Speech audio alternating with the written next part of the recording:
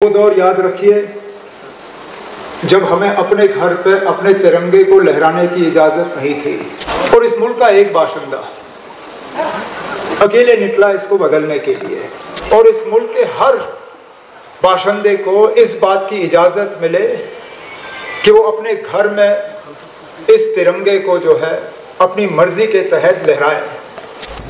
सकीना यत्तू साहिबा, जावेद डार साहब, जावेद राना साहब, हेलो, ये लाइव रिकॉर्डिंग वक्फ बोर्ड के चेयरपर्सन रिकॉर्डिंग पर डाल दीजिए। डॉक्टर अंद्राबी साहिबा, chief secretary government of Jammu and Kashmir Atal Dullu साहब, director general JNK police Nalin Prabhat साहब, स्टेज पे जम्मू कश्मीर हुकूमत के आला अफसर, यहाँ पे आए हुए मौजूद अफसर हजरात, MLA हजरात, मोअज़्ज़िज़ ख़वातीन व हजरात, आप सबको मेरे तरफ से आदाब और अस्सलाम वालेकुम।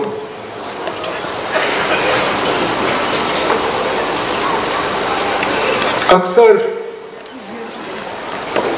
हम या तो ये बात खुद कहते हैं या किसी से कहते हुए सुनते हैं कि मैं अकेला ही हूँ, एक ही हूँ, क्या कर सकता हूँ, अकेले क्या बदल सकता हूँ। लेकिन वो दौर याद रखिए जब हमें अपने घर पे अपने तिरंगे को लहराने की इजाज़त नहीं थी। मुल्क का कानून ये था कि सरकारी इदारों पे मुल्क का झंडा लहराते हुए दिखता था, सरकारी मकानों पे मुल्क का झंडा लहराते हुए दिखता था,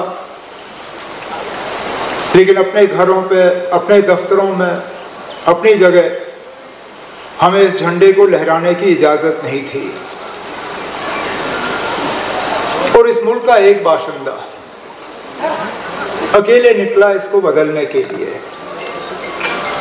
तो सही है कि अपनी जगह उसके पास वो वसाइल थे, वो तरीके थे कि वो ये लड़ाई लड़ सकता था, लेकिन लड़ाई लड़ने का इरादा उसको कहाँ से मिला?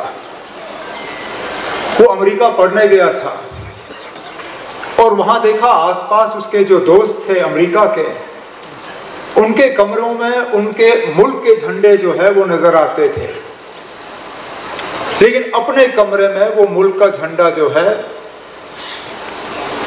वो वहां लगा नहीं सका। कानून ने उसको इस बात की इजाजत नहीं दी और वो वापस आया और उसने लड़ाई शुरू की। अदालत के दरवाजे खटखटाए, अदालत से फैसले हासिल किए और उस वक्त मुल्क के हुक्मरान को मजबूर किया कि कानून बदला जाए और इस मुल्क के हर बाशिंदे को इस बात की इजाज़त मिले कि वो अपने घर में इस तिरंगे को जो है अपनी मर्जी के तहत लहराए। कहने का मतलब मेरा यह है कि अकेले हम कुछ भी कर सकते हैं अगर इरादा हमारा सही हो।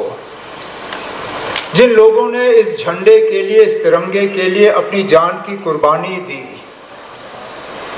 जिन लोगों ने इस तिरंगे की रखवाली के लिए अपने कल की परवाह नहीं की, अपने आज को कुर्बान किया या अपने आज को कुर्बान करने के इरादे के साथ वो किसी ना किसी बेल्ट फोर्स के साथ जुड़ गए, उन्होंने कभी ये नहीं सोचा कि मैं अकेले क्या कर सकता हूँ।